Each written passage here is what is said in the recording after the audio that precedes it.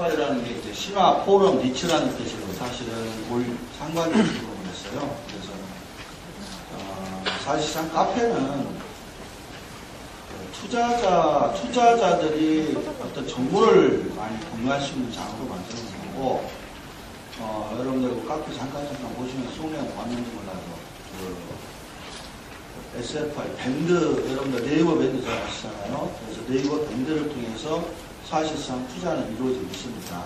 현재 가장 실적은 한 11건 정도, 12건까지 보면 12건이 현재 투자 유치가 끝나가지고, 투자 유치가 끝나서 지금 진행 중에 있습니다.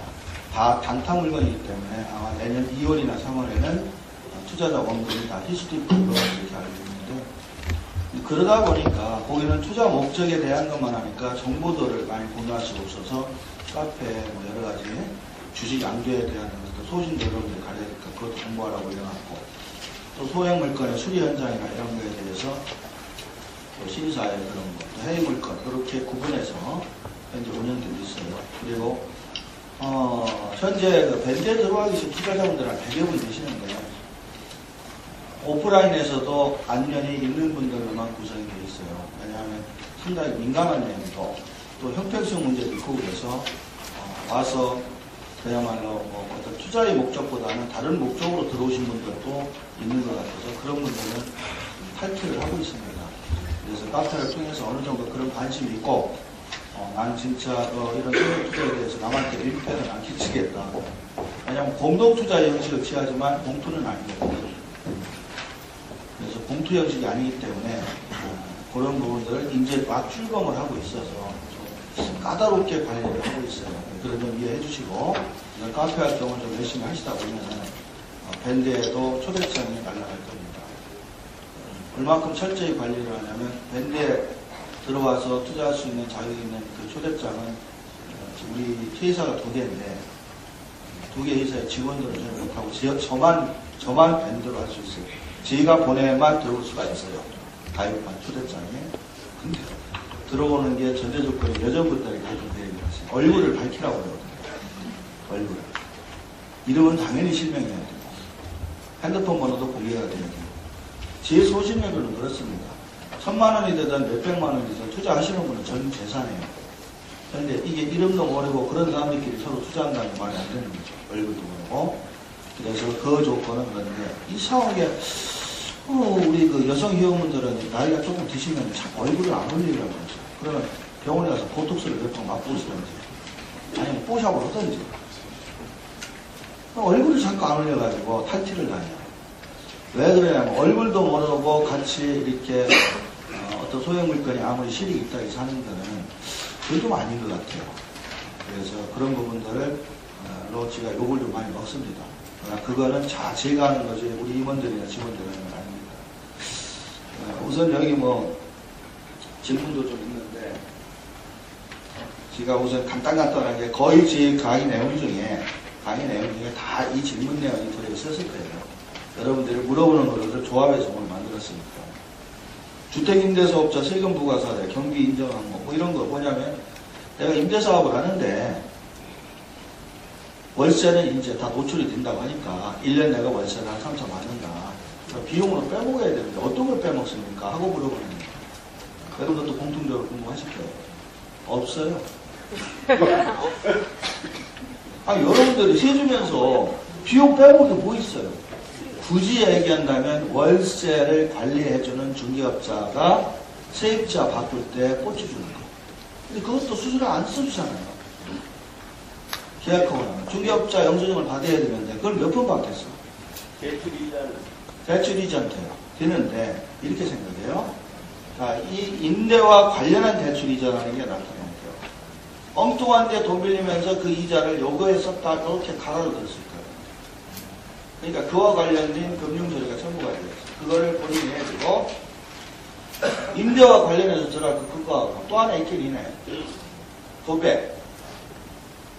근데 도배업자가 영수증 써줄까요? 세금계산서 이런 거. 요새 철저히 안 해줍니다. 지갑도 안 주고 세금 안 해요.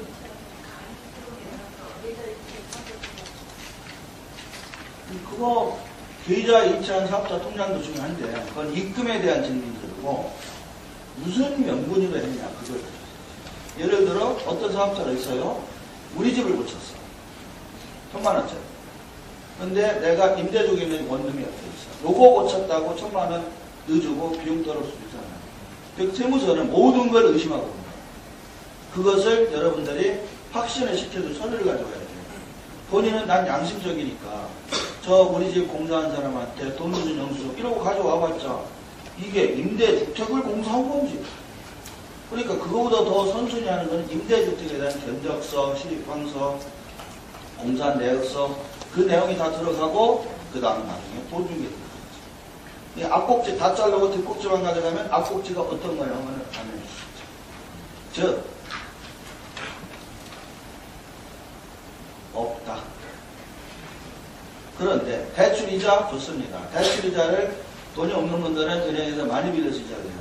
그럼 대출이자를 다 합친 금액과 그 월세 총액의 약 50%와 꼭 비교를 해봐요. 월세를 3천을 1,500만 원이 대출이자가 넘느냐 안 넘느냐를 보시고 1,500만 원 넘으면 그 대출이자 영수증 가지고 세무사한테 가서 수수료를 몇십만 원 주더라도 그렇게 신고를 하세요. 근데 그게 약 40, 50% 이하의 금액이다. 대출이자. 그러면 찢어버리는 게 좋습니다. 무슨 얘기냐. 임대사업을 해서 이 사람이 약 3천만 원, 4천만 원, 5천만 원, 2천만 원 이상의 수입이 있는 게 세무서에 숫자가 나왔어요. 근데 비용이 없어. 그럼 세무서는 이 사람도 임대 주기 위해서 뭔가 돈을 썼을 거 아니냐 해서 추정해가지고 그냥 빼주는 거예요. 그게 약 임대사업자는 40에서 50%. 장기 임대라고 구청의 사업자 등록을 하면 60%까지 빼줘. 잘 들었다. 근데 그거 안 하고 그냥 가만히 있는 사람은 보통 40에서 50% 정도를 비용으로 빼준다니까. 그러니까 가만히 있으면 비용으로 40, 50% 빼먹는데 그 안에 영수증 들고 가서 20% 빼먹는 사람이 저기 맞습니다. 이걸 장부로 할 때. 그러니까 치마 세무서 가가지고 나 이거 월세 받느라고 막 이거 들어가고 이거 들어가고 영수증 이만큼 갖고 가요. 아니 말로 놓고 계산기 다 두드려 나온 숫자와 그거 하나도 안 하고 총 월세 곱하기 한 40%와 비교하면 뭐가 많아요? 추계가 많아요. 큰 대형 임대사업을 하지 않는 한은 영수증 처리해서 비용 인정받는 거. 그래서 아까 제가 잠깐 얘기한 어떤 누가 임대나 이런 거를 마이너스 처리해서 해라 그랬는데 참 그 사람은 자기 것도 한 번도 신고를 안 한 사람이에요. 지 월세 주는 거 한 번이라도 신고해봤으면 곧단지 못합니다. 두 번째 되면 부부합산 5주택이고 월세가 이건 2천만 원 이하 소득 시 세무서에 15년 월세 신고를 15년도 2015년 1월에 신고를 해야 될지 안 해야 될지. 부부합산 5주택이다. 주택수도 중요해요. 이제 2천만 원의 개념은 인별 2천만 원 이하이면 필요 없습니다. 즉 이분은 부부합산 5주택인데 이게 조그만 다주택 빌라 이런 것들을 많이 사는 것 같아요. 그렇지 않으면 매매사업자 경매하는 친구들이 조그만 거를 많이 사는 거예요. 그래서 부부합산명의로 한 5개 됩니다. 그러면 5개인데 지가 거기 다 사나? 자식을 5명 나가지고 큰아들 이거 둘째 아들도 셋째 아들도 이렇게 살리면 혹시 모르죠. 그렇게 하면은 임대 주는 게 없으니까 집이 아무리 많아도 세무신고 문은 없어요. 그러나 세무서에 볼 때는 하나는 살 거다. 그럼 4개를 세줬을 거다. 그래서 그 중에 전세가 아니고 월세가 있다면 세금을 때리겠다는 과세 대상 들어갑니다. 맞습니다. 그런데 인별로 계산해서 2천이 안 되더라. 그러면 세금 계산 방식이 이번 국회 통과하는 방식이 뭐냐면요. 2천만 원이 안 되면 세금이 50만 원 이하로 떨어집니다. 그래서 신경 쓰지 말라는 거예요, 지금. 대안이 신경 쓰면 머리 아프고 시간 낭비하고 세무사 비용 들고 이 추운데 왔다 갔다 하고 감기 걸리시면 왔다 갔다 하고 그냥 가만히 있으면 세무서에서 나중에 2천만 원 이하는 고지서가 한 20만 원이나 30만 원짜리 하나 가져올 거예요. 그럼 그거 갖다 그냥 내시라는 그 얘기를 하는 거지 2천만 원 이하는 세금이 없다가 아닙니다. 세금이 없다가 아니에요. 분리과세했기 때문에 다른 소득 확산하는데 그런데 여러분들한테 그걸 계산하는 방법을 오늘 강의를 한다면 제 시간 가지고 할 수가 없어요. 그래서 지금 이거 질문하신 분은 부부 합산 5주택이고 월세가 2천만 원 이하다. 그럼 내년 1월에 신고를 내년 2월에 할까요 말까요? 정답은 가만히 집에서 주무시면 됩니다. 신고할 필요 없어요. 뭐가 날라와도 겁먹지 마세요. 근데 날라오지도 않아요. 아까도 얘기했지만 2천만 원 이상의 소득자만 작년에도 내보냈어요. 그러니까 올해도 안 나옵니다. 갑자기 매매사업자 어디서 왜 든지?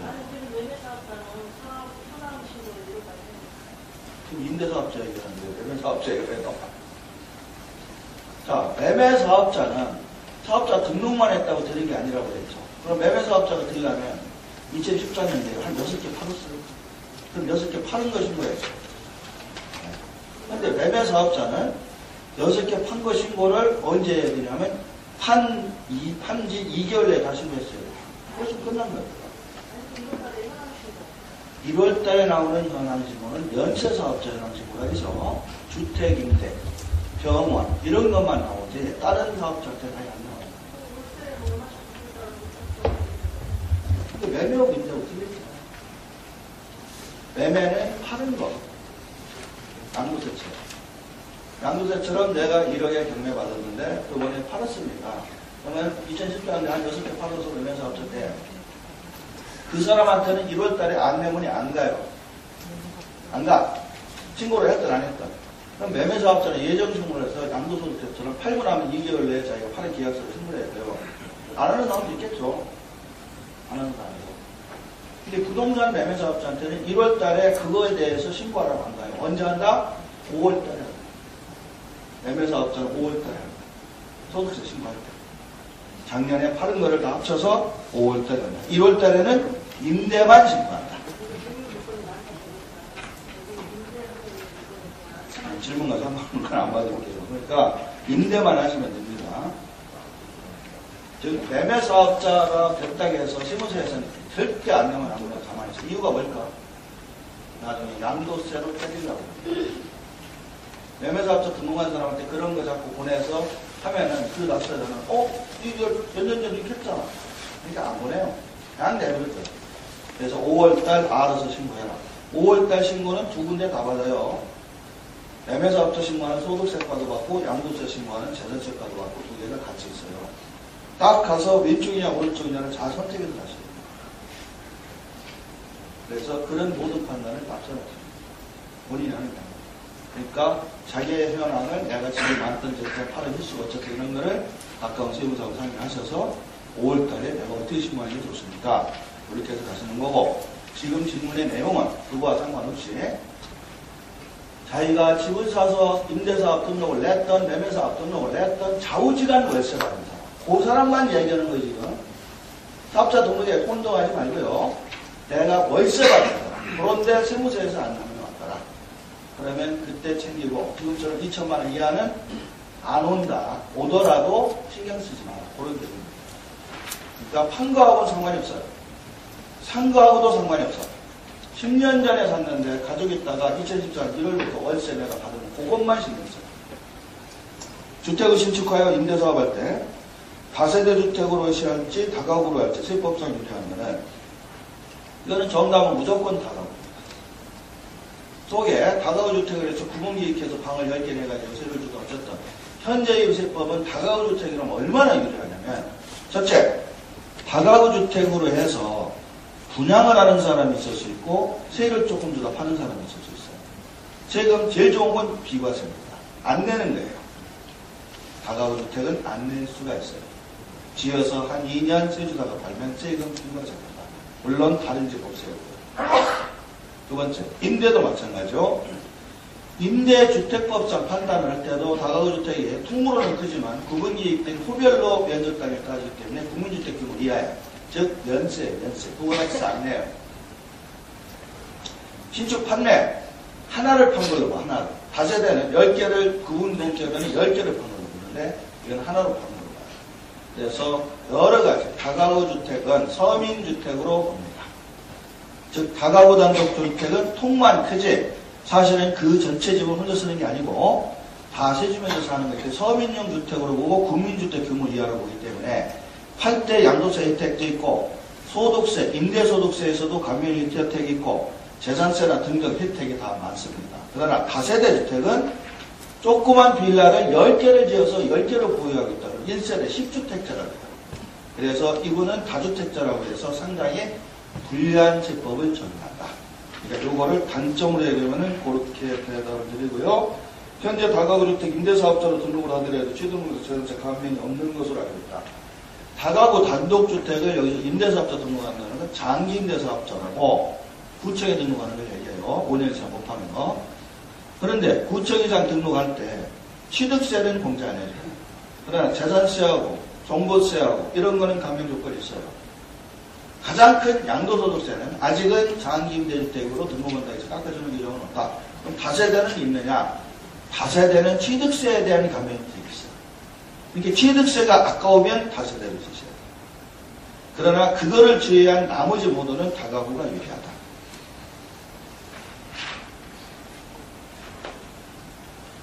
그 다음에 매매사업자가 양도세, 감면 관련 공사비 영수증은 어떤 것이 해당되는 간이는 안 되는 매매사업자라고 했는데요. 이 매매사업자가 지금 멸세사업자라고 얘기를 했어요. 근데 매매사업자의 논리는 부동산 매매사업자예요. 상가도 사업할 수 있고 오피스텔도 사업할 수 있고 땅도 사업할 수 있고 주택도 사업할 수 있어요. 근데 어떻게 이 사람이 신청할 때 이 사람이 맨날 국민주택 규모야 집만 판다고 어떻게 보잖아요. 그래서 부동산 매매사업자는 원칙적으로 일반 과세사업자입니다. 법으로 정해놨어요. 세무서 직원이 지 맘대로 간이과세사업자 이렇게 못해줘요.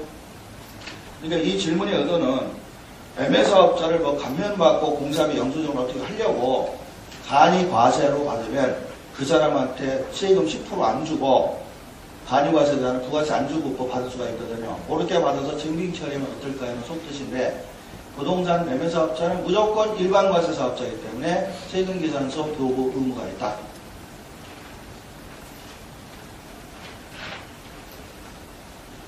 소액투자 매도 시 세금 관련 부분 너무 애매하죠. 이건 카페 들어오시면 좀 많이 있습니다. 그 다음에 투자 절차에 대해 자세히 알고 싶습니다. 이것도 SFR 투자 방식은 방금 말씀드린 걸로 일단 좀 하시고 나중에 구체적인 거는 상담을 통해서 받으시기 바랍니다. 그 다음에 회사원이 연 5천만 원 수입, 즉 근로소득이 5천만 원 정도 있는 분이 비과세로 임대사업자 등록 상행하면 전세금 3억 원 이하도 임대 2천만 원 이하씩 1년 사업장 신고 5월 없습니다. 자, 일단은 근로소득이에요. 월급을 받고 있어요. 근데 그런 분이 임대사업자로 등록을 한 상태다. 즉 집을 하나 임대사업을 주고 있다는 거죠. 월세를 받고 있다는 얘기겠죠. 근데 이분의 얘기는 전세금을 받았고 전세금이 3억 이하랍니다. 전세금 3억 이하는 무시하세요. 그리고 연간 임대료가 2천만 원 이하랍니다. 그럼 이것도 무시하세요. 그러면 내년 1월달 사업장 신고할 거 없고 5월달 소득세 신고할 거 없습니다. 그럼 세우서는 어떻게 지나면 이 사람이 딱 소득을 보니까 회사에서 5천만 원 정도를 받는 근로소득자예요. 근데 집이 여러 개 있는데 하나가 예를 들어서 전세금하고 월세금이 오픈이 됐어. 전세금 보니까 3억 원이야. 월세 보니까 1,900이야. 그러면 지금 세법 국회에서 통과된 2천만 원 이하는 분리과세라는 용어를 써요. 그래서 이분이 근로소득 있더라도 그거는 신경 쓰지 말라고 해요. 그러면 전세 3억은 계산해봤자 안 나와요. 즉각 1,900만 원 월세 받는 거 세금 계산해봐야 2천만 원 이하이기 때문에 세금 1, 20만 원이 나오겠죠. 자기가 신고하려면 두 개를 이거를 다 신고서를 만들어서 하니까 세무서한테 비용을 2, 30 줘야 돼요. 주지 말고 그냥 가만히 있으면 나중에 세무서 직원이 귀찮으면 안 내보낸대요. 그래도 내보내야겠다고는 어디서 나오겠지. 그럼 그거 내면 세무사 비용하고 똑같아요. 그러니까 괜히 신고할 것도 없고 가만히 있습니다. 이게 그분한테 제일 좋은 거예요. 그 말을 듣고 싶은 거예요.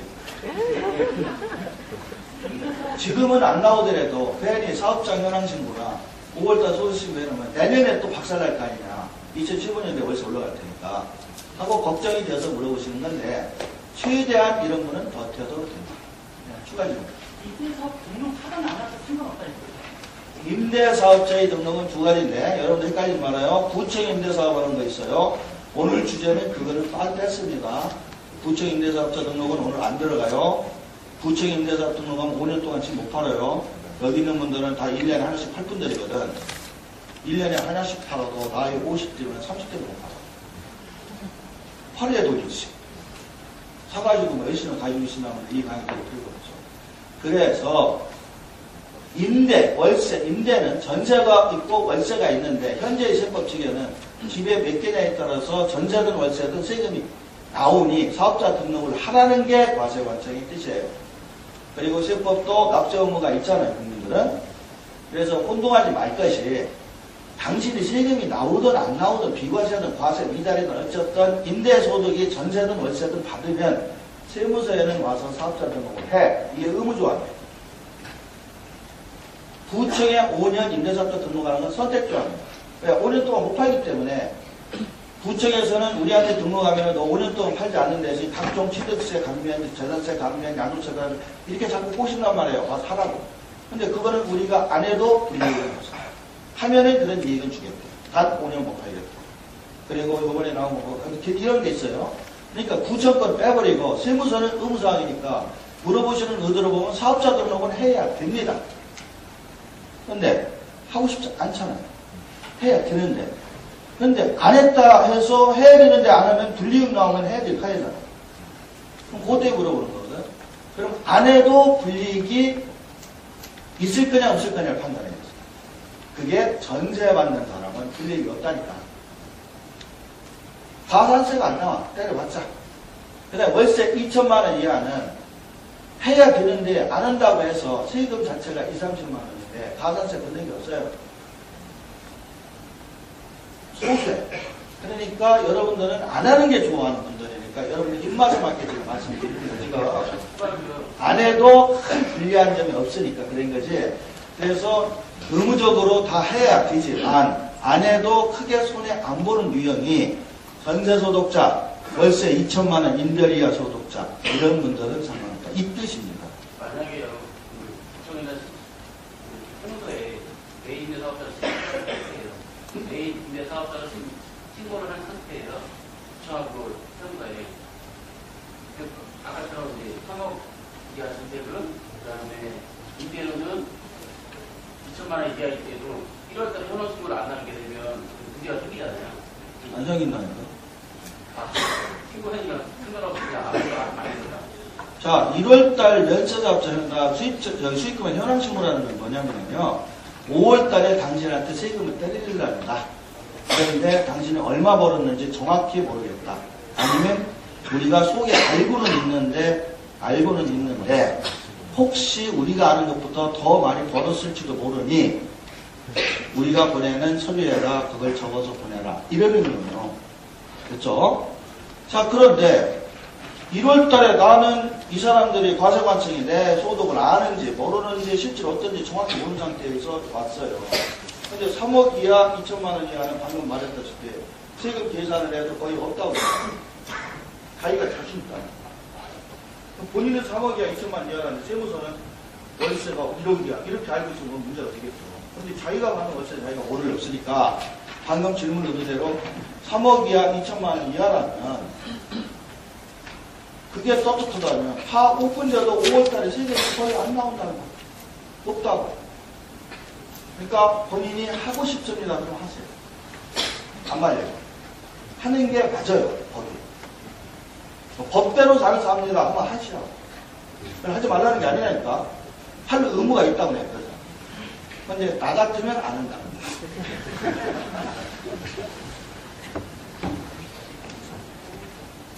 자, 저 이제 1단계 설문지 질문은 끝났고 우리 또 끝나고 계속 세금 이어져서 소장님들 보기 좀 현재 안 좋아진 상태 같습니다. 잠깐 조금 시선을 바꿔서 저한테 들어오는 질문 같은데 이거 오늘 아마 오신 거 이거 팁으로 괜찮을 겁니다.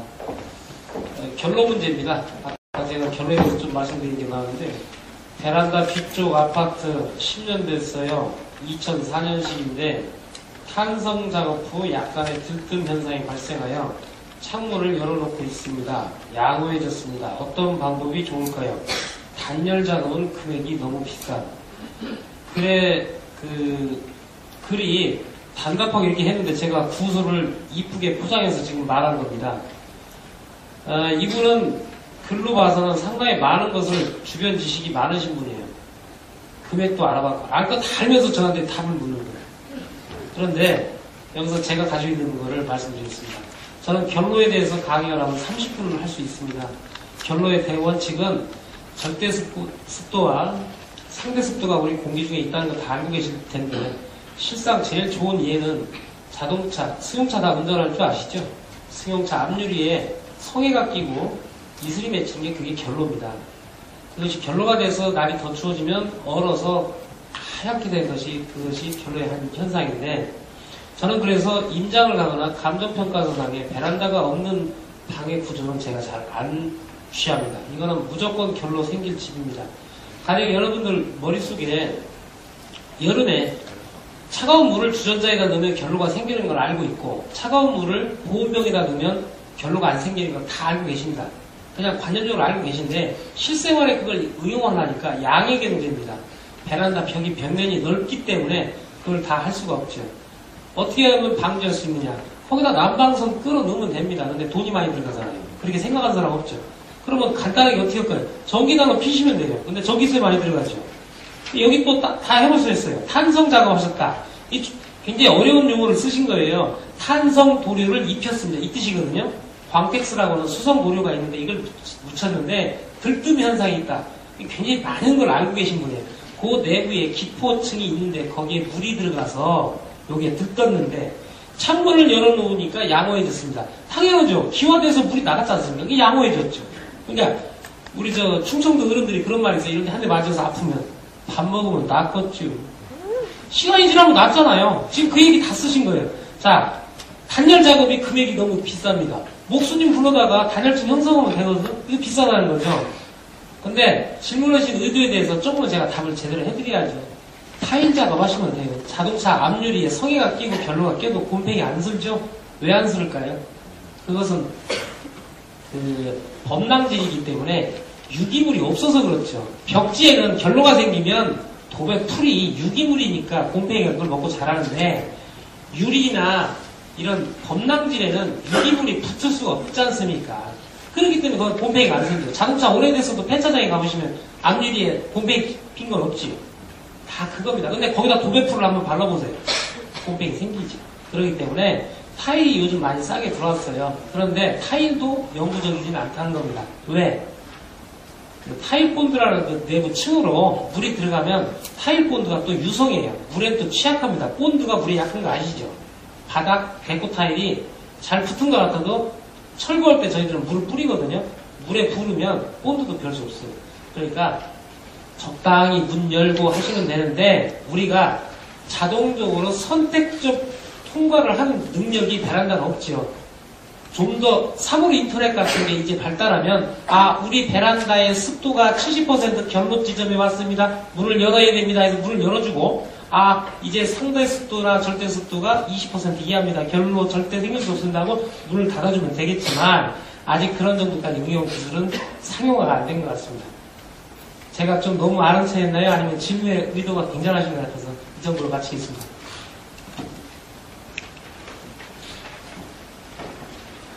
예, 제 답변을 드리겠습니다. 여기는 호주 등에 대한 투자나 소액 개인 투자 주의사항이나 절차를 추천할 만한 나라를 물어보셨는데요. 호주라고 적어주셔서 혹시 호주에 유학을 가시나 하는 생각도 드는데, 일단은 호주는 전망이 없는 걸로 알고 있고요. 그리고 주의사항하고 절차는 개인으로 투자를 할 경우에는 여기서 송금도 해야 되고 부동산 그런 절차를 그쪽의 공인중개사나 그쪽의 변호사를 통해서, 특히 미국 같은 경우는 변호사를 통해서 꼭 구입을 해야 되거든요. 그래서 공인중개사 변호사를 통해서 구입을 해야 되기 때문에 사실상 혼자서 이렇게 큰 수익으로 이렇게 하고자 하는 것은 맞지는 않고요. 아까는 제가 강의가 아니라 알려드릴 때 앞에서 말씀을 드렸을 때 저희 SFR하고 같이 이제 진행을 하는 방법을 선택하시는 게 제일 안전하고 그리고 좋으실 것 같고요. 추천할 만한 나라는 좀 여러 개가 있습니다. 근데 중국하고 동남아시아는 사실 비추천합니다. 제가 알아본 바로는 그렇고요. 예를 들면 런던 같은 경우에는 저희가 이런 작업을 하고 있는데 그쪽하고 연결된 회사 중에 그 회사조차도 이제 영국에서는 좀 약간 특수한 기업이어서 어떤 방법이냐면 예를 들면 리모델링이죠. 안 좋은 건물을 새로 리모델링을 해서 파는 건데 이미 사고자 하는 회사나 개인은 뭐 사우디나 두바이나 그쪽에 사람이 정해진 상태고요. 그래서 우리는 여기서 자금만 들어오면 바로 고쳐서 이거를 사는 사람이 있으니 적어도 약 한 집마다 다른데 한 32%에서 42%까지 수익률을 보장하겠다라고 하지만 이제 집 한 채가 아닌 이제 여러 개 집을 묶어서 이제 버크 형식으로 진행을 하는 거거든요. 그래서 그런 방법도 나쁘지 않다라고 생각합니다. 일단은 그렇게 말씀을 드리고요. 네, 뭐 아까 전에 제가 말씀드렸던 거 전에 적어줄진 모르겠는데 저희하고 같이 진행할 수 있냐고 물어보시 연락처를 물어보셨어요. 당연합니다. SF 카페 가입을 통해서 저한테 물어보시고 미팅을 통해서 정하시면 되고요. 그리고 SPC 형태로 진행을 하면 될 것 같고 진행할 수 있는 거는 뭐 당연합니다. 뭐 이 시간 이후에 주말에는 좀 생각을 좀 더 해보시고 저희가 새로운 작업이 아닌 기존에 뭐 수익을 내고 있는 분들의 그 사안들을 모아서 저희들만의 투자 기법으로 진행을 하는 거기 때문에 뭐 가급적이면 이제 월요일 이후에 연락을 주시면은 미팅을 통해서 자세하게 설명을 하도록 하겠습니다. 예, 그러면 이제 현장에서 질문 받겠는데요. 먼저 거수하신 분에게 기회 드리겠습니다.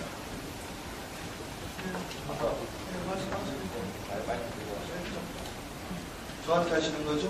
예. 조그만 올해 상가, 세금 얘기를 물어보시는데. 예.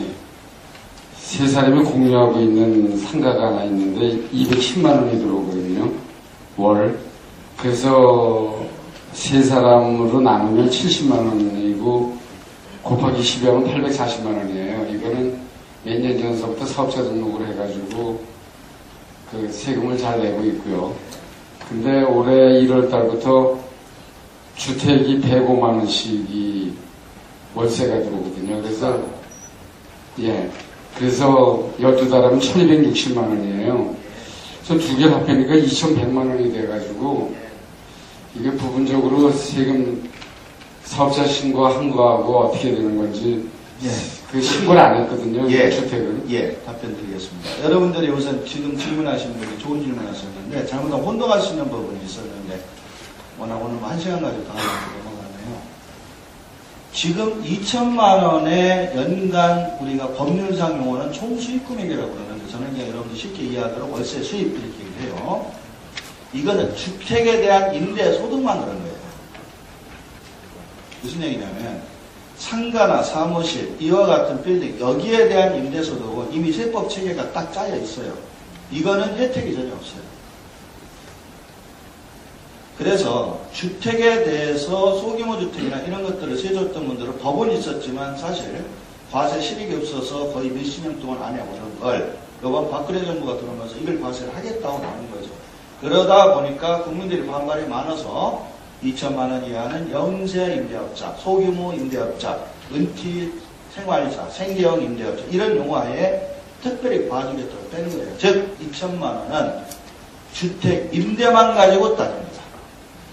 이게 지금 질문하신 첫 번째 상가에 대해서 세분이 공유지분으로 나눠서 그 소득에 대해 사업자 등록도 하고 정상적으로 신고납부하고 있는 건 대한민국 국민들이 거의 다 그렇게 해요.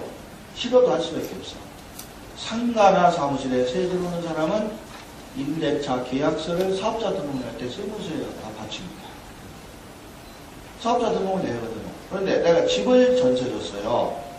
전세입자가 세무서에 가서 사업자에 안 내거든요. 그래서 누락이 됐던 거죠. 그래서 주택 임대소득만 그런 거고, 그러면 주택 임대소득만 자르면 인별 2천이 안 되지 않습니까? 그래서 주택 임대소득을 다른 소득과 합칠 거냐 말 거냐는 아직도 명쾌한 정의는 아니고 내년 대통령 시행령에다 규정한다고 국회에서 내려놨어요. 근데 현재 나오는 얘기로는 분류과세를 해주겠다. 근데 같은 임대소득끼리도 분류과세 할지 그거는 현재 법률상에는 안 나와 있어요. 그래서 내년 1월에 시행령이 나올 것 같습니다. 일단은 두 개가 합쳐져서 2천이 넘으니 문제가 돼요. 이거는 아직은 걱정 안 하셔도 돼요. 두 번째, 지금까지 100만 원씩 월세를 받았던 것이 올해 천만 원이 아니라 옛날에도 받았는데 빠져있던 걸 지금 얘기하시는 것 같은데 세입자의 상황을 다 보고 판단하셔야 돼요. 세입자가 직장인이다. 그러면 내가 100만 원 받은 거 다 오픈되어 있다고 보셔야 돼요. 그래서 1월 달에 신고하시면 되겠고요. 세입자가 직장인이 아니라 이게 세무신고가 안 되어 있다. 그럼 안 해도 됩니다만은 안 해도 된다는 것보다는 뭐 그런 식으로 좀 갈 수도 있겠죠. 그러나 지금 현재의 세법은 상가소득에 월세소득을 합쳐서 신고해야 돼요. 그렇게 통과된 이 세법이 생기면 그럼 두 개를 합치면 거의 세금은 더블로 들 겁니다. 그러나 지금 월세가 2천이 안 된다면 분리과세 하겠다 그러면 상가하고도 쪼개면 거의 그 부분은 지금처럼 상가에 대한 세금만 내고 넘어간다 이렇게 생각하셔도 됩니다. 그래서 그 부분에 대한 명쾌하고 근거 있는 답변은 내년에 대통령 시행령에 분리과세를 어디까지 할 거냐가 명쾌하게 나올 거예요. 그때까지는 공무하시더라도 좀 참으셔야 될 것 같습니다. 네. 뒤에 분. 네, 다음 질문 받겠습니다.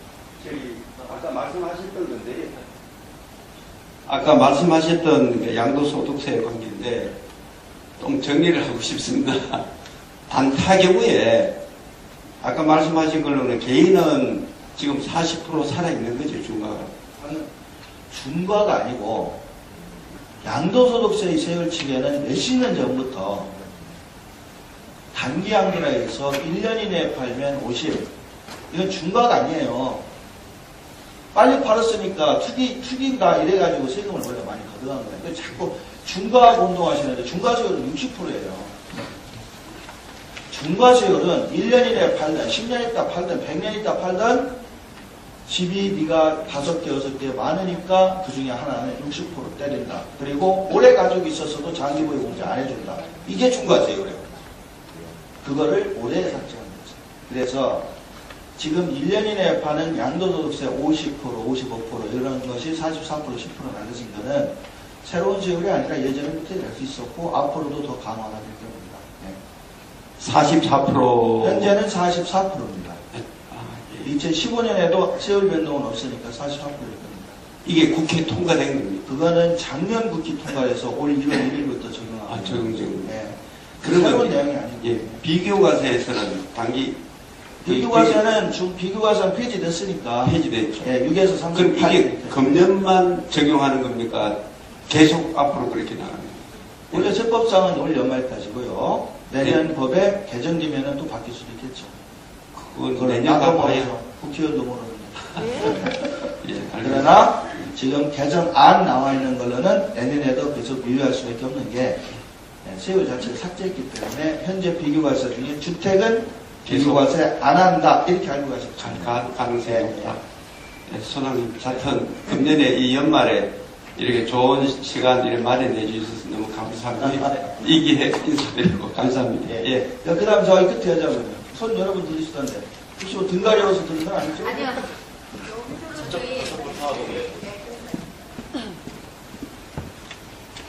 저기 제가 질문할 게 세 가지였는데요. 네. 분이 한국 상가 조금 하셨기 때문에 지금 아까 말씀하신 것 중에 양도소득세하고 사업소득세하고 비교과세 한다 그랬잖아요. 그러면 우리 같은 경우 소액 투자하는 사람들 같은 경우에 어떤 쪽으로 가야 되는지 거기에 대해서 아까 답을 안 하신 것 같고요. 두 번째. 여기서 말 끊어서 죄송한데요. 네. 질문을 잘못하시네. 아, 그래요? 사업소득세하고 양도소득세 비교과세 한다 안 한다? 안 한다. 아까 많은 쪽으로 세무서에서 한다고 그랬잖아요. 그리고 설명하는 과정이 나온 거고 안 한다. 아, 안 한다? 그럼 그 첫 번째 질문은 의미 없죠? 아, 그러네요. 이거는 약간 동떨어진 건데요. 그 NPL에서 배당소득을 받잖아요. 그럴 경우에 투자금액하고 배당금액하고 한꺼번에 입금이 되잖아요, 통장에.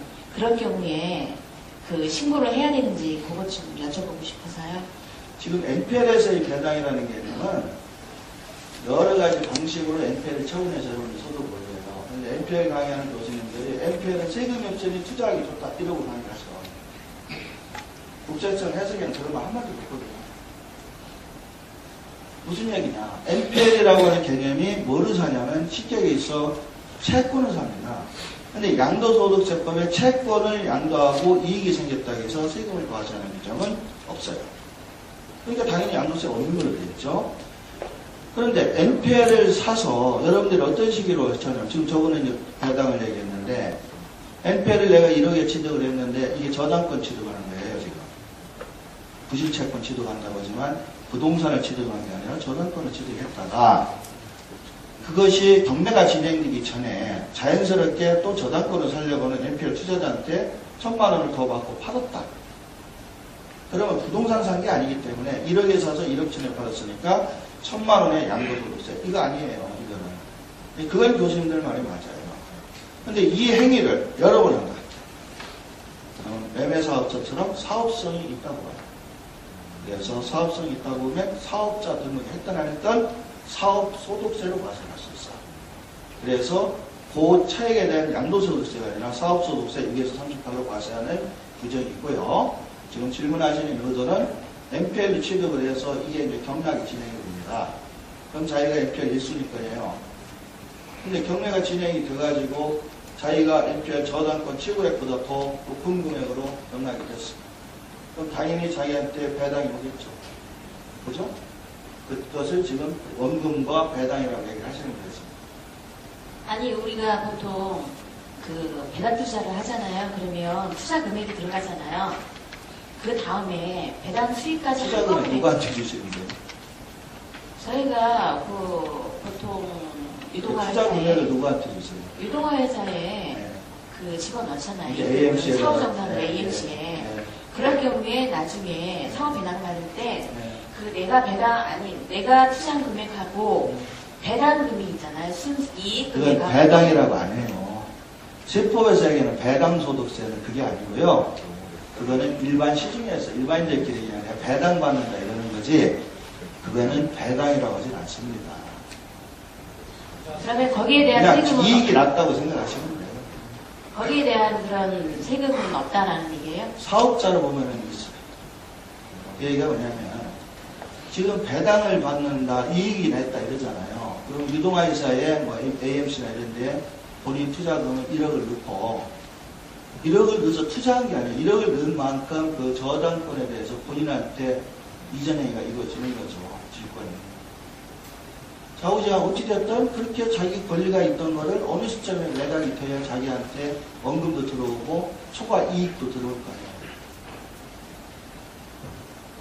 아니 계좌에 큰 금액이 한꺼번에 들어오니까 그럴 경우에 국세청에서 이런 게 없나 해서 여쭤본 거였어요. 아니 큰 금액이든 작은 금액이든 1억을 넣었다가 나중에 그게 누구한테 팔리다 어찌하든 원금 1억하고 이익 1,000억 해서 1억 1,000이 자기 계좌에 꽂힌다. 이렇게 들어오는 거 아니에요. 자기 계좌에 10억이든 100억이든 들어오는 거는 국세청에서 자체로 시비를 안 걸어요. 그 금액이 뭐냐가 문제지.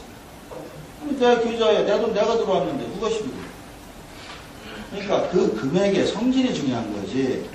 본인이 내가 NPL에 1억 넣다가 나중에 내 계좌에 목돈이 몇 억이 들어왔어요. 이거를 세무서가 문제 삼고 그런 거 없어요.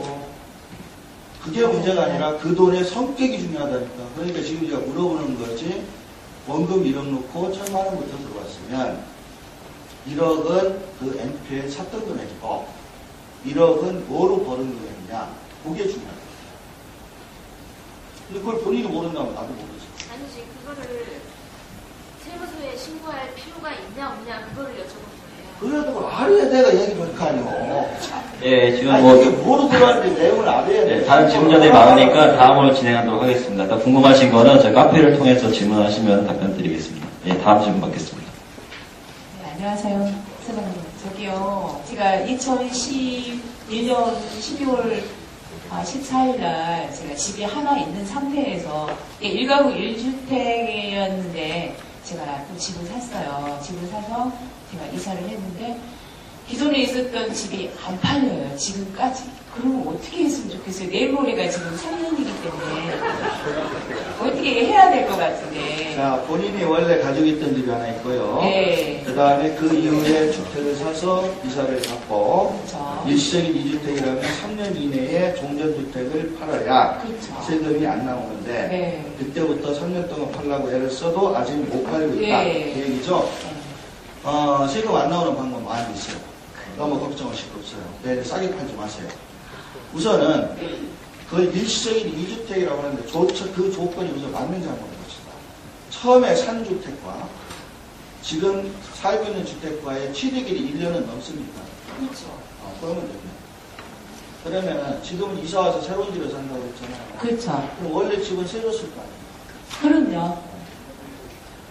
근데 그러면 그쪽에는 거주는 안 했어요? 거주는 안 하고 네네.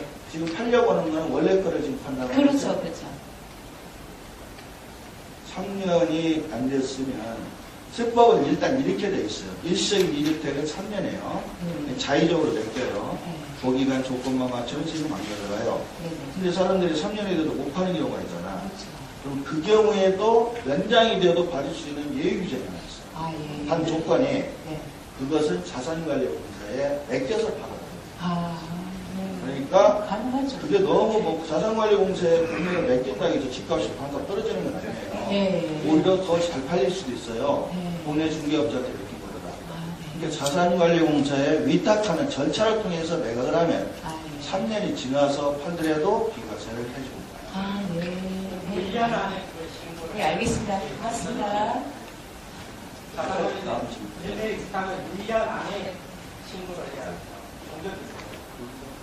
네, 아니, 거기에 그렇게 써야 되는 거예요.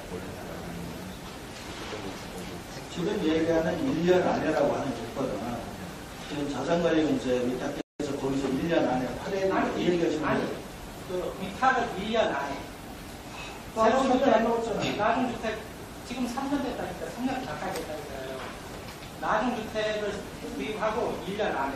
아, 신규 주택을 구입하고 1년 안에 위탁을 해야 된다. 이미 3년이 1년이 지났기 때문에 지금은 그 조건이 생기면 안 할 거다. 본인이 그것이 채우신 것 같습니다. 아니, 그걸 저기 항목에 봤어요. 그러면 그거는 한 번 다시 봐요. 아, 지금 질문하신 분 말대로 제가 못 볼 수도 있어요. 그리고 다른 방법은? 그러니까 다른 방법도 있는데 그거는 임대주택과 관련한 비과세들이 있어요. 그러니까 그건 아직 몰라요. 저분들 이제 보셨다고 하지만 저라고 뭐 한번 뒤져보시고 또 그런 것들이 계속 바뀌거든요. 그러니까 내가 신규주택을 취득한 날로부터 몇 년이라는 규정이 없다면 지금처럼 하시면 되고 지금 말씀하신 형태로 1년 이내에 자산관리공사에 맡겨야 된다. 그 다음에 조건이 그거 하나뿐만 아니라 경매가 있는데 그거를 보시고 아니면 2개 집이 있는 분이 비과세 조건이 안 되는 분이 비과세 받을 수 있는 아주 좋은 방법 하나 있어요. 파는 집을 본인 거주주택으로 만들어. 근데 본인 거주주택이라는 용어가 팔 때 그 집에 살으라는 얘기 아니에요. 지금 저분하고는 조금 엇갈린 얘기지만 파는 집에 예전에 2년 이상만 주민등록이 돼 있어요. 전에 그를 본인 거주주택을 만들고 요거를 팔기 전에 다른 한 집을 구청에 가서 사업자 등록을 따는 거예요. 그러면 무조건 이루어져요. 그런데 여기에 데미지가 있지. 구청 사업자를 냈으니까 5년 동안 못 팔지. 그래도 5년 동안 안 팔더라도 양도세 몇 천만 원 안 내는 게 낫지. 그리고 5년 동안 못 팔게 했지만 페널티가 3천만 원 이하거든요. 2천만 원 이하인가? 그러니까 내 세금이 예를 들어 5천이다. 그럼 5천 안 내는 거지. 그러나 페널티가 벌금으로만 때리는 게 아니라 안 내는 세금도 추징받으니까 5년 조건은 지켜야 돼요. 즉 집이 두 채가 됐고 일시적인 2주택을 초과했고 뭐 자산관리공사나 이런 것도 다 안 된다. 그럼 파는 집은 본인 2년 주민등록한 집으로 만들어 팔고 나머지 남아있는 집은 구청에 임대사업 등록해놓고 팔면 비과세되고 등록하는 시점은 미리 할 거 없다. 미리 할 거 없다. 파는 집 계약하고 중도금 치르고 잔금 받기 전날 가서 해라. 그러면 됩니다. 네. 그 다음에 임대사업자 등록은 무조건 구청에 등록한 날로부터 올리네요. 네. 그런 조건이 있으니까 한 번 더 보시고요. 자산관리공사에다 안 내놔서도 부동산에다가 뭐 1년 뭐 넘게 됐거든. 한 2년 전에 내놓은 그런 기록이 있는데 그것도 지금 얘기한 1년 조건이 맞다면 자산관리공사에 1년 이내에 그 물건이 그쪽으로 갔어야 돼요. 단순히 의사표시만 해서는 안 돼요. 네, 또 다른 분 있으십니까? 네, 안녕하세요. 저는 다가구 주택을 남자분은 하나도 안 물어보시네요. 몇 분 없고. 예. 네, 저는 다가구 주택을 네. 송파구에서 10년 이상 가지고 있는데요. 예. 1가구 2주택이에요. 예. 원룸이 6개, 투룸이 6개다 보니까 예. 그 세입자들이 들락날락 하거든요. 예. 그래서 전세 보증금을 전부 다 합치면 예. 6억이 넘고요. 예. 또 월세 수입이 연간 예. 3,500 정도 예. 돼요. 예. 근데 여태까지는 신고를 안 했는데 예. 그 합산 대지 신고하라고 자꾸만 통지가 날라오는데요. 예. 금년 2월 달에 예. 신고를 해야 되는 건가요? 예. 해야 됩니다. 네. 지금까지 안 한 걸로 감사하게 생각하셔야지 앞으로 계속 안 하면 잘못하면 5년치 다투기를 많이 쓰고 있습니다. 네. 그 다음에 또 한 가지는요. 제가 그거를 안 한 이유가, 안 한다고 안 했는데, 제가 농지원부가 하나 있거든요. 예. 그래서 그 농지원부를 언젠가는 이 집을 팔고, 예. 농가주택을 지어볼까라는 생각 때문에, 예. 제가 그 장기 임대 주택 그 신고를 안 했는데요. 예. 그거를 이제 장기 임대 주택 신고를 하게 되면, 예. 농지원부에서 농지인으로서 혜택받는 그게 다 소멸되는지요. 그 다음에 뭐 임대주택과 농지원부나 제촌자격 농지 농업인과는 전혀 관련이 없어요. 아, 그래요? 그러니까 농지원부가 내가 있어서 뭘 혜택을 벌고 이런 것도 없고요. 네. 사업자 등록을 했다고 해서 뭐 특별히 불이익도 없고 전혀 관련이 없습니다. 그러니까 농지원부가 있어서 본인이 나중에 농사꾼으로 가시겠다. 네. 이거는 별개의 본인의 어떤 재테크 차원으로 생각하시고 현재 송파에서 세우고 있는 원룸주택 2개에 대해서는 하나에 대해서 원룸은 다가구니까 1가구 2주택. 그러니까 원룸 다가구 하나인데 그 네. 안에 원룸이 몇 개 있겠죠. 그리고 네. 본인이 사는 집이 또 있겠죠. 거기서 그냥 살고 있어요. 자, 그러면은 배우자는요. 없어요. 그러면 혼자 명의로 그 다가구 단독 하나고 네. 농지원부 있다 이런 얘기죠. 네네. 사무실 오세요. 세금 한 푼도 안 나오게 될게요. 네, 감사합니다. 2월달에 오세요. 예, 지금 시간- 얘기한 거 오셔가지고 시골에 조그만 집 하나 있습니다. 그러면 그거 부시고 오세요. 그러니까 안 나오게 해드리는데 사무실 와서 얘기할 때 말을 바꾸시면 안 된다고. 시골에 조그만 데 농가주택 하나 있다. 이러면 안 된다. 그런 게 있으면 그걸 빠셔버리고 그러니까. 예, 시간 관계상 지금부터 2분 더 받겠습니다. 네. 네, 당시한 감사하고요. 현재 그 인천 연수동 소재의 다가구 주택인데요. 그 지하 1층에서 지상 4층까지 있는데 지하 1층은 지금 뭐 거의 사용하지 않고 지상 1층은 상가로 지금 세를 주고 있습니다. 2, 3, 4층은 각 그 층마다 그 3세대씩에서 그 9세대가 있는데 9세대는 그 5천만 원씩 해서 4억 5천을 지금 보증금을 받아놓고 있고 1층은 지금 그 상가인데 그 220만 원 월세를 받고 있습니다. 현재 이 상태에서 그 건물주는 이제 세무서에 그 간이 가세자로 지금 등록이 되어 있습니다. 그런데 이제 제가 이제 질문 드리고 싶은 거는 현재 이 상태에서 1층이 그 상가 사용하시는 그 세입자가 이제 그 5년간 사용하다가 이제 세입자가 바뀌는 순간에 지금 현재 월세를 50을 올려서 270만 원을 받기로 되어 있습니다. 이런 상태에서 그 세입자 입장과 이제 건물주 입장의 차이가 있는데요. 이때 건물주 입장에서 보셨을 때 간이 가세자로 그대로 둬야 되는지 그렇지 않으면은 그 일반 과세자로 해서 그 세입자로부터 그 220만 원, 270만 원에 대한 10%에서 297만 원을 받아서 이렇게 처리하는 것이 그 소유주 입장에서는 어떤 그 세법 처리를 해야 맞는지 그 첫째 질문이고요. 두 번째 질문은 아까 말씀대로 내년 1월 달에 면세 그 관련해서 주택이 4억 5천 받는 그 신고를 해야 되는지 두 가지 질문을 드리고 싶습니다. 이상입니다. 네, 일단 본인이 물어보신 간이과세자, 일반과세자 선택은 본인이 하는 게 아니에요.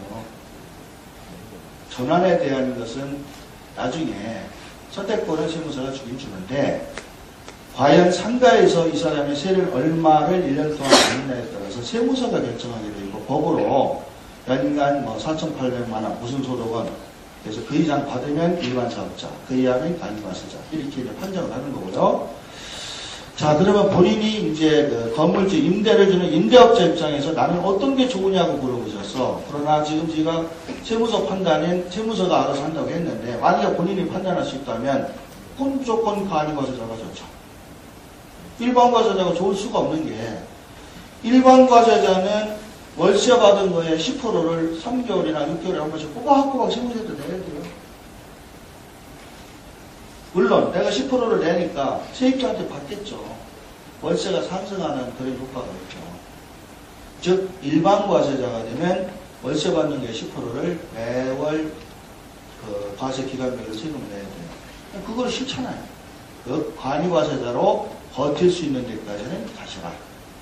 첫 번째 질문에 답변요. 두 번째, 지금 그 상황에서 상가는 본인이 싫든 좋든 정상적으로 세무신고가 되어 있을 테고 그 상가에 대한 임대에 대해서는 소득세도 정상적으로 지금까지 납부하고 있었을 겁니다. 그리고 이번에 추가되는 것도 당연히 다 오픈해서 납부해야 되고요. 세 번째, 주택 임대는 전세이기 때문에 1월달 사업장 현황 신고를 하지 마세요. 하라고 날라와도. 아까 저분처럼 의무니까 하고 싶으면 적어서 보내세요. 저 같으면 그것도 귀찮아서 안 오래. 그러나 법률상으로는 해야 될 의무는 있어요. 그러나 제가 보기에는 그 전세 보호 상가주택의 우리 주택권에 대해서 신고하라고 수익금의 현황 신고가 안 옵니다. 선생님. 안 와요. 작년에 안 왔죠? 올해도 안 와요. 이유가 있어요.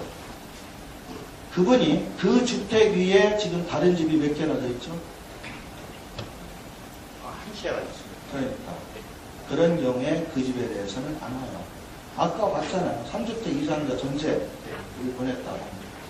그래서 세 가지 답변하면 첫째, 간이과세자로 갈 수 있는 데까지 가라. 그러나 이거는 지 마음대로 되는 게 아니다. 두 번째, 상가에 대해서는 100% 철저하게 신고해라. 사업자도 전제 있고. 세 번째, 주택 전세금에 대해서는 모른 척하고 있어라.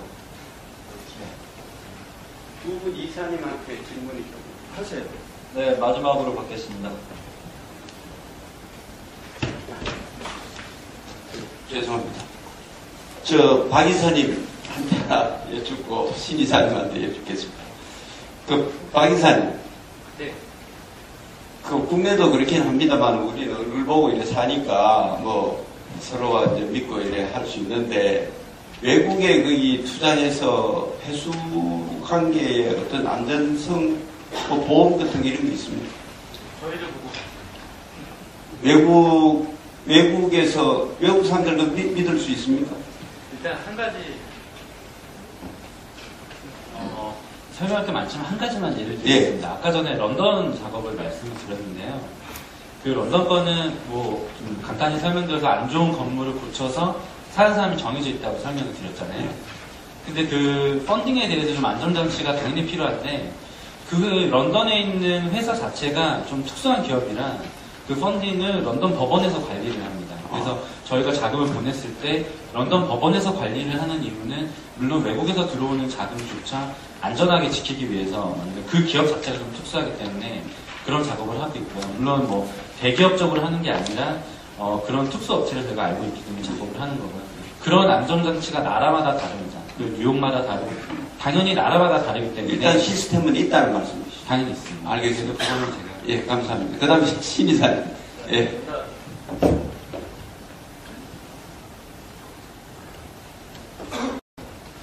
두 가지만 여쭙겠습니다. 그동안 빨리 파신 거는 2달 만에 파셨다고 그랬는데 제일 오래 못 파신 거는 한 어느 정도 갔는지. 제일 오래 못 팔고 있는 건 지금 월세 30만원씩 꼬박꼬박 들어오고 계속. 그 투자세이 좋아서 안 파신 거지 못 판 건 아닙니다. 팔라고 그랬는데? 네, 알겠습니다. 그 다음 두 번째 질문은 지금 보면 신이사님 혼자서 감당하시는 것 같은데, 지금 벌써 금년에 12건이나 지금 진행되고 있고, 앞으로 한 130건으로 늘어나면, 그거 어떻게 혼자서 감당하시겠습니까? 아, 그거 아주 좋은 답변 주실 분이 여기 오늘 오셨나 보는데, 저 얼굴 보지 마시고요. 그냥 말씀드릴게요. 저기 이 자리에 지방 아파트 35채 가지고 계신 분이 계시고요. 서울은 면적이 지방이라 되면 작지 않습니까? 그 다음에, 오늘 아직 안 오셨는데, 빌라 100채 가지고 계신데, 현재 60채 가지고 계신 분이 계십니다. 제 개인적인 밴드에서 같이 활동하고 계시거든요. 근데 그분들이 다 장점, 단점이 다 있는데요. 중간 과정을 다 넘어가면서 이제 어느 정도 다 됩니다. 그러니까 저는 오늘 아침에 그 현장에 타일 작업을 시켰고, 그 다음에 명도 했고, 또 내일도 마찬가지고 하기 때문에 늘상 생활에 돼 있어요. 그리고 제가 문서를 지금 네이버 메모를 제일 잘 쓰는데요. 한 400편 정도의 글을 지니고 있고 밴드를 하는데, 저는 여기 전 소장님한테 직속으로 올리는 것조차도 현장에서 서서 카톡이나 밴드에 글 쓰는 걸 올립니다. 얼리 어답터시이기 때문에 탤런트 작업이나 이런 작업 자체가 책상에 앉아서 데스크탑으로 볼 새가 없어요. 저는 운전하면서도 거의 글을 쓰는 때가 많고요. 그렇기 때문에 그냥 서울은 괜찮습니다. 뭐 많이 주셔서 제가 힘들까봐 그렇습니다. 예, 아니 혹시 자국이 남을까 싶어서 걱정이 돼서. 아니 괜찮습니다. 뭐. 예, 감사합니다. 이사입니다. 네, 고맙습니다. 마지막으로 한 말씀 방법만 드리고, 여기까지 오늘 이렇게 추운데 늦게까지 남아서 관심 기울여줘서 고맙습니다. 앞으로 희망 물건 전쟁이나 세미나라는 이름으로 한 달에 한 번 정도 자리를 할 거예요. 관심 있으신 분들 좀 많이 도와주시고요. 결정적으로는 단순하게 저희 SFR 회사는 어떤 정보를 서로 공유하고 알려주고 하자고 하는 회사가 아니고, 소액 투자자들도 그 돈 가지고 돈 벌자고 하는 회사입니다. 그래서 제 역할은 우리 투자 수익을 다 담당하는 담당 팀장이나 이사도 있고, 그 이후에 발생되는 조세 부분을 책임지고 잘라주는 역할을 하는 그런 겁니다. 그래서 어떻게 보면 부동산을 공부하고자 오시는 거는 저희가 카페에 오셔야 별 도움이 안 돼요. 세미나에 오셔도 별 도움이 안 돼요. 실제로 투자를 해서 수익을 낼 수 있는 물건을 찾아서 내가 해보겠다. 물론 이러기 전에 몇 개월 정도의 어떤 수련 기간은 필요하겠지만, 그런 목적을 가지신 분들이 좀 와주셨으면 합니다. 그래서 결국 오늘 설문지를 보니까 밴드에 다 가입을 하시겠다고 그러는데, 밴드는 가입만 한다고 해서 활동할 수 있는 건 아니고요. 투자를 안 하는 거는 가입을 할 의미가 없습니다. 그 다음에 투자 목적으로 가입을 하신다면, 첫 번째, 얼굴을 꼭 밝혀주실 것. 두 번째, 이름을 실명을 해주실 것. 세 번째, 전화번호를 공개할 것. 이 3원칙을 지켜주실 각오가 있으셔야 하는 거지. 오셔서 이런 3원칙을 안 지켜주시면 굳이 밴드에 가입할 필요가 없다는 점, 그런 점 좀 의견해 주시면 좋겠습니다.